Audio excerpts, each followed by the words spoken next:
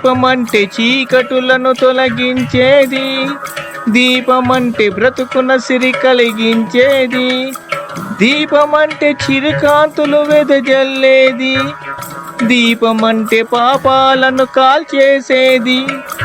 సూర్యుడొక్క దీపం, ఆ చంద్రుడొక్క దీపం, మన తనువును ఆడించే ప్రాణమొక్క దీపం. సూర్యుడొక్క దీపం, ఆ చంద్రుడొక్క దీపం, మన తనువును ఆడించే ప్రాణమొక్క దీపం. దీపమంటే చీకటులను తొలగించేది, దీపమంటే బ్రతుకున సిరి కలిగించేది. జ్ఞానమొక్క దీపం, ఆ ధ్యానమొక్క దీపం, మన కర్మను మోసేటి కాలమైన కవనం. జ్ఞానమొక్క దీపం, ఆ ధ్యానమొక్క దీపం, మన కర్మను మోసేటి కాలమైన కవనం. దీపమంటే చిరుకాంతులు వెదజల్లేది, దీపమంటే పాపాలను కాల్చేసేది. దీపమంటే జ్ఞానం రా, దీపమంటే యోగం రా, దీపమంటే సమరం రా, దీపమంటే అమరం రా.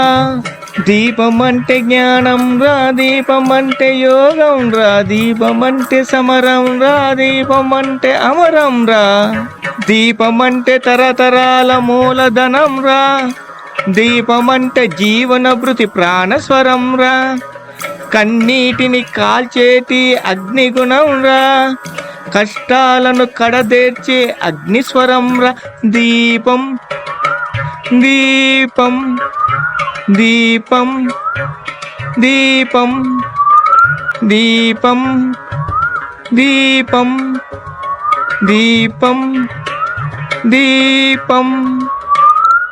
నమః శివాయ, నమః శివాయ, నమః శివాయ.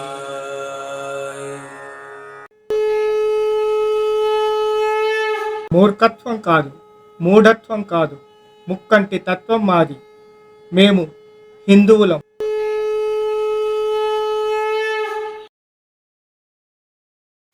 మా పొలాలలో సమృద్ధిగా పంట పండటం లేదు. చేతిదాకా వచ్చిన పంట చివరి ఆఖరి దశలో పాడైపోతుంది. పోచమ్మ, మైసమ్మ, ఎల్లమ్మ, బాలమ్మ పండుగలను చేశాం. శాస్త్రీయమైన పద్ధతులను పాటించాం. అన్ని రకాల జాగ్రత్తలను పాటించాము. అయినా లాభం రావటం లేదు. పంట పైన పెట్టిన పెట్టుబడి కూడా చేతికందక నష్టము, కష్టము మాత్రమే మిగిలి అప్పుల బాధను తట్టుకోలేని పరిస్థితి. ఇలాంటి పరిస్థితి నుంచి బయటపడి సమృద్ధి అయిన పంటలు పండే మార్గం ఏదైనా ఉందా అనే అనేక ప్రశ్నలకు సమాధానమే ధాన్యలక్ష్మి పూజ. ధాన్యలక్ష్మి పూజ ఎలా చెయ్యాలో ఈ వారం తెలుసుకుందాం. ఏకదీపారాధనతో ధాన్యలక్ష్మీదేవికి ఎలా పూజ చెయ్యాలో తెలుసుకునే ముందు ధాన్యలక్ష్మీదేవిని ఒక్కసారి ప్రార్థన చేసుకుందాం.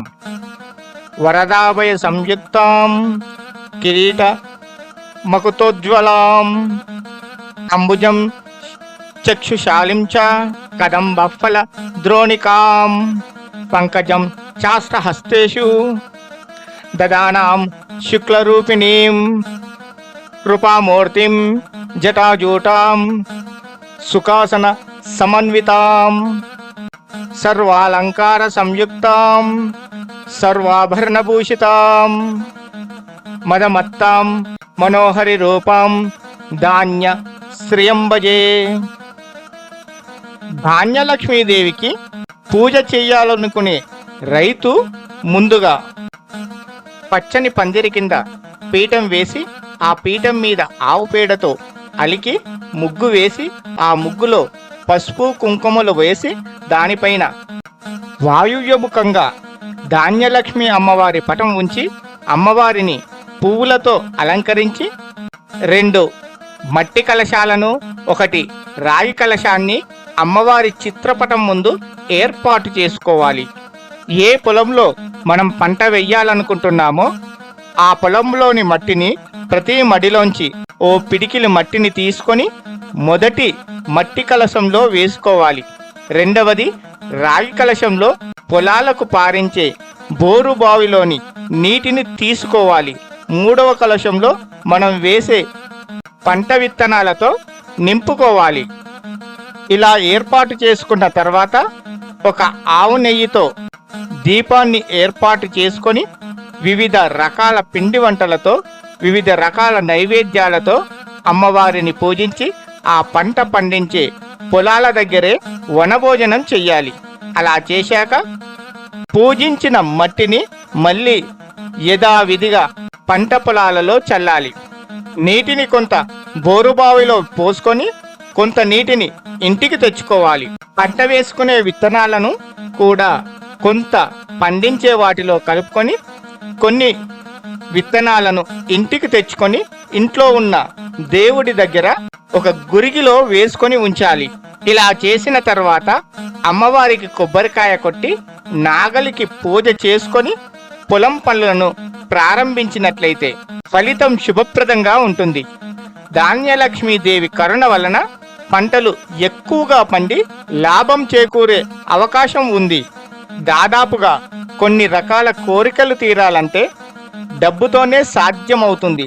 డబ్బు అనేక జీవితాలను శాసిస్తుంది, అధికారాన్ని ప్రాదాక్రాంతం చేస్తుంది, సమాజంలో గౌరవాన్ని పెంచుతుంది.